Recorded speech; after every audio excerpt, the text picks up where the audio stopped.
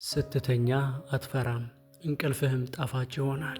መጽሐፈ ምሳሌ በምዕራፍ 3 ከቁጥር 24 ላይ የእግዚአብሔር ቃል ለሰው ልጆች የወሰነው ለሰው ልጆች ያቀደውን እንቅልፍ ሰዎች ኢንጆይ እንዲያደርጉት፣ ሰዎች ደስ እንዲላቸው፣ የእረፍት ሰዓታቸው ጣፋጭ እንዲሆን ወስኖልን ነበረ። ነገር ግን የሰው ልጅ ካለው ህይወት የተነሳ በህይወቱ እንቅልፉ እንኳን የተረበሸ የቀን ውሎ ብቻ ሳይሆን እንቅልፉ እንኳን የተረበሸ እንዲሆን ተደርጎበታል፣ ማረፍ እስኪሳነው ድረስ። ሰላም ውድ የዳዊት ቤት ተከታታዮች፣ ዛሬም እንደተለመደው ለመንፈሳዊ ህይወት እድገት ይጠቅማል ብለን ያሰብነውን መንፈሳዊውን ሀሳብ ይዘን መጥተናል። ይህንን ቪዲዮ እስከ መጨረሻ በመከታተል ከዚህ ቪዲዮ እንድትጠቀሙ ግብዣችን ነው። ለዚህ ቻናል አዲስ ከሆናችሁ ግን ይህንን ቻናል ሰብስክራይብ እያደረጋችሁ ቤተሰብ እንድትሆኑና በየጊዜው የሚለቀቀውን መንፈሳዊውን ሀሳብ እንድትወስዱ በፍቅር እንጋብዛችኋለን። ዛሬ ይዤላችሁ የመጣሁት ሀሳብ ህልማችሁ እንድትረሱ የሚያደርጋችሁና በተለይ ደግሞ ቅዠት የሚያስቸግራችሁ ካላችሁ እናንተ አሁን ከኔ ጋር ጊዜ ማሳለፍ ይኖርባችኋል። ይህንን ቪዲዮ እስከ መጨረሻ መስማት ይጠበቅባችኋል። ምክንያቱም የእግዚአብሔር ቃል እውነት ነው። የእግዚአብሔር ቃል ያሳርፋል። የእግዚአብሔር ቃል በየትኛውም አቅጣጫ ጠቃሚና መፍትሄ ስለሆነ፣ ስለዚህ እንደ እግዚአብሔር ቃል እንናገራለን። መጽሐፍ ቅዱስ ሲናገር እንደዚህ ይላል፣ የሚናገር እንደ እግዚአብሔር ቃል ይናገር። መፍትሄዎቹ ከመናገር በፊት ግን አንድ እውነት እንድታውቁ እፈልጋለሁ። በተለይ በቴሌግራም ከሚያማክሩኝ አንዳንድ ሰዎች የወሰድኩትን ነገር እንድታውቁ እፈልጋለሁ። የሆነች ልጅ ነበረች። የአንድ ልጅ እናት ናት። ባሏ በጣም ይሰክራል፣ ከሚገባው በላይ ይጠጣል። ሁሌም እየተንደፋደፈ ይመጣል፣ ሁሌም እየተንገዳገደ ይመጣል። ነገር ግን ቤት ከገባ በኋላ በተለይ ጠጥቶ በሚመጣበት ጊዜ፣ ጠጥቶ በሚመጣበት ምሽቶች ሁሉ ላይ ልጇ ይታመማል እና ልጇ ይታመማል። ሁልጊዜ በቃ እሷ አተኛም። ምክንያቱም ማታ ነው የሚያመው። ባልየው ጠጥቶ በሚመጣበት ሰዓት ህፃኑ ልጅ ይታመማልና ምክንያቱ ምንድን ነው? እኔ ራሱ ከልጁ ህመም የተነሳ ከልጁ መታመም የተነሳ እንቅልፍ መተኛት አልቻልኩምና ሰው ምንድን ነው አለችኝና አንድ ጥያቄ ጠየኳት። ባልሽ ካልጠጣ ይተኛሉ ያልኳት። ባሌ ካልጠጣ መተኛት ይተኛል፣ ነገር ግን እየቃዥ እየደነገጠ እየፈራ ነው የሚያድረው። ስለዚህ ዛትስ ዋይ የሚጠጣው ከዛ ነገሮች ማረፍ ስላለበት፣ ማረፍ ስለሚፈልግ፣ ስሜቱ እንዲረጋጋ፣ እንቅልፎቹ እንዲረጋጉ ምናምን ስለሚፈልግ ለዛ ነው የሚጠጣው አለች። እና እያችሁ እዚህ እንድታስተውሉት የምፈልገው የመናፍስቱ አሰራር አንድን ሰው መጠጥ ሱስ ውስጥ የሚገባው ሁሉም ማለት አይደለም። እዚህ ላይ በደንብ እንዲገባችሁ የምፈልገው አብዛኛው ሰው ግን በተለይ ሱስ ከሆነበት በኋላ ሱሱ ብቻ አይደለም እንድትጠጡ የሚያደርጋችሁ። ካልጠጣችሁ ሌሊት የሚመጣባችሁ የሆነ ስፒሪት አለ። አሁን እኔ ያ ሰው የገባኝ ካልጠጣ ፍርሃት ይሰማዋል፣ መረጋጋት አይችልም፣ ወይም ደግሞ ሌሊት ላይ የሚመጣበት የሆነ ብቶቶ የለበሰ በህልሙ እየመጣ የሚያስቸግረው ነገር አለ። ስለዚህ ይኸውን የምነግራችሁ በአካል ከማውቃቸው ሰዎች ጭምር ነው። ታውቃላችሁ። ስለዚህ የመጀመሪያው እንድታውቁት የምፈልገው ነገር ቤታችሁ ውስጥ የሚጠጣ ሰው ካለ ወይም ደግሞ ከመጠጡ የተለመደ ሱስ ያለበት ሰው፣ ይሄ መጠጥ ብቻ ሳይሆን መጠጡ በጣም አዲክሽን ውስጥ የከተተው ሰው ካለ ራሱን ብቻ ሳይሆን የቤታችሁ አቶሞስፌር፣ የመኝታችሁ ሰዓት፣ እንቅልፋችሁ በጣም ሊረብሻችሁ ይችላል። አስተውሉት፣ ኮንሽስ ሁኑና ሞክሩት። ቤታችሁ ውስጥ የሚጠጣ ወንድም ካለ፣ የሚጠጣ አባት ካለ፣ የሚጠጣ ቤተሰብ ካለ ሲጠጣ እንዴት አይነት እንቅልፍ ትተኛላችሁ? ሳይጠጣ እንደገና እሱ እንዴት አይነት እንቅልፍ ይተኛል የሚለውን ነገር አስተውሉት። ከዛ በኋላ ቅዠት ምን ማለት እንደሆነ ወይም ደግሞ ህልማችሁ ውስጥ መረበሽ ማለት ምን ማለት እንደሆነ በግልጽ ይታያችኋል። ስለዚህ አንዱ ይህ ነው። እንደ መፍትሄ እንድታውቁት የምፈልገው ቤታችሁ ውስጥ የሚጠጣ በጣም ሱሰኛ የሆነ ሰው፣ በሱስ የተዘፈቀ ሰው ካለ ይህንን ነገር ቸክ ማድረግ አለባችሁ። በደንብ ይገባችኋል። ሁለተኛው እንደገና ልንገራችሁ። በእንቅልፋችሁ ውስጥ የሚመጣውን የእግዚአብሔር መልእክት ሊሆን ይችላል፣ አሊያም የሆነ ይሁን በቃ ህልም የምትረሱ፣ በህልማችሁ ውስጥ ያለማችሁት በጣም ጥሩ ሊሆን ይችላል፣ ማስታወስ ትፈልጋላችሁ፣ ነገር ግን በጣም ትረሱታላችሁ። ይህ እንደገና እንዲሆን የምትፈልጉ ከሆነ ከመተኛታችሁ በፊት ምን እያደረጋችሁን የተኛችሁት? ይሄ በጣም ይወስነዋል። ይህ በመጽሐፈ መሳፍንት ምዕራፍ 16 ከቁጥር 19 ላይ ሳምሶን የተባለ ሰው ከመውደቁ በፊት አንድ የሆነ ያጋጠመው ነገር ነበር።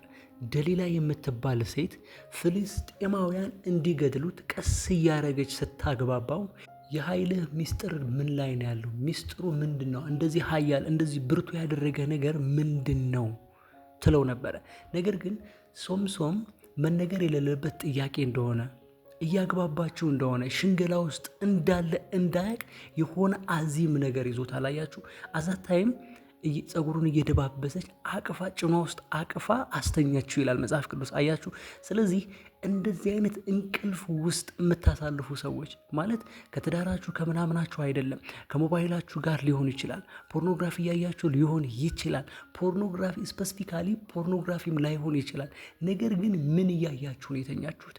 ላስት ታይም እንቅልፋችሁ ሊመጣ ሲል ለመጨረሻ ጊዜ ያያችሁት ምንድን ነው?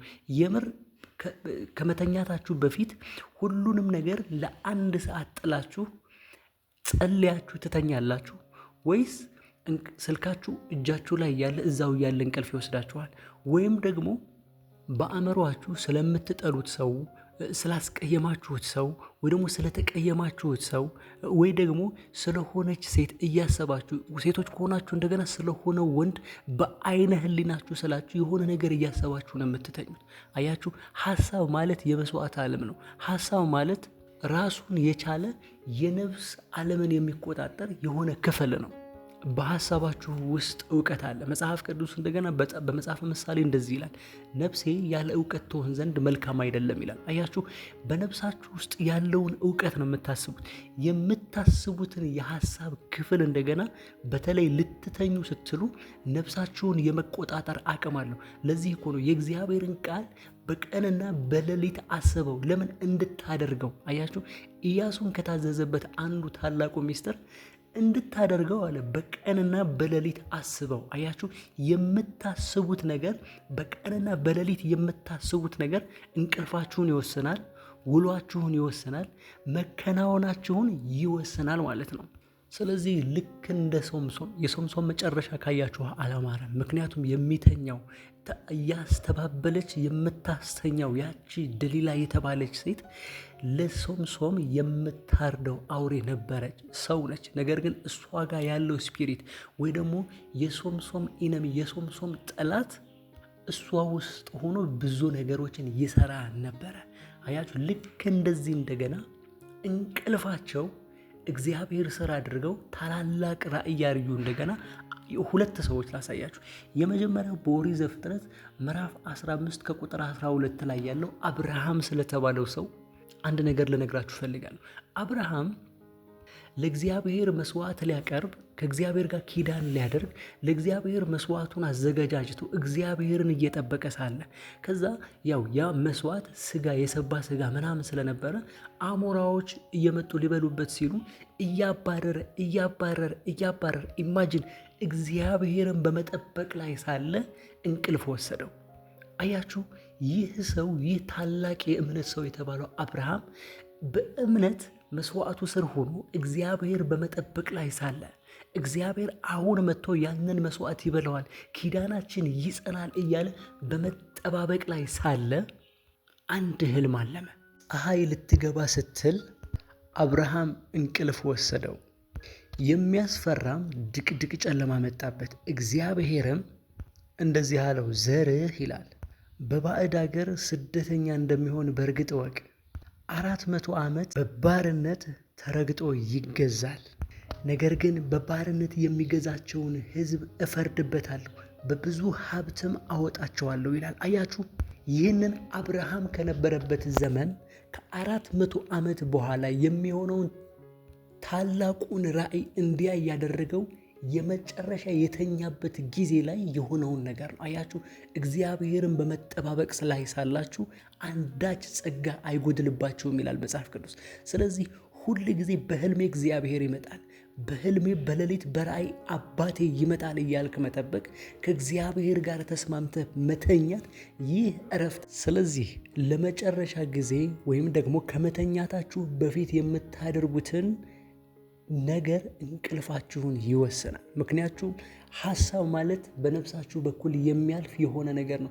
የአእምሮ ውጤት ወይ ደግሞ ዝም ብሎ ምናብ ነገር አይደለም። ስለዚህ በጥንቃቄ ማስተዋል አለባችሁ፣ በጥንቃቄ ማድረግ አለባችሁ። ከቻላችሁ እኔ ከማውቀው ነገር አንድ ነገር ልንገራችሁ። ከመተኛታችሁ በፊት ያለውን 1 ሰዓት ስልካችሁን ጣሉ፣ ስልካችሁን አትነካኩ፣ ቲቪ አትዩ፣ ምንም አይነት ነገር አትጠቀሙ።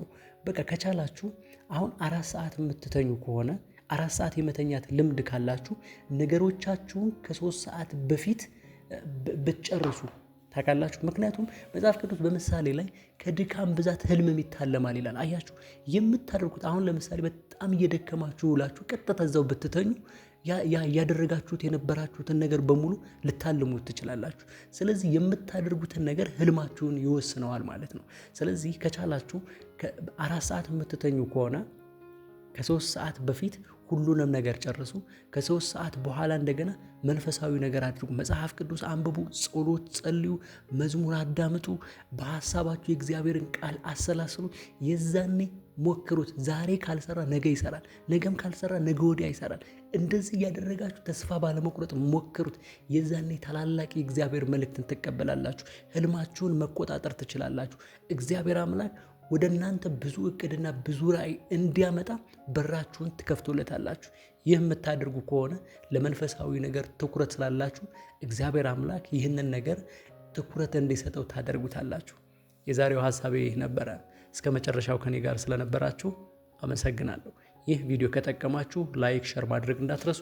ለዚህ ቻናል አዲስ ከሆናችሁ ግን ይህንን ቻናል ሰብስክራይብ እያደረጋችሁ ቤተሰብ እንድትሆኑ በፍቅር ጋብዛችኋለሁ። በሚቀጥለው ቪዲዮ እስክንገናኝ ድረስ የእግዚአብሔር ሰላም ከእናንተ ጋር ይሁን። ሰላም።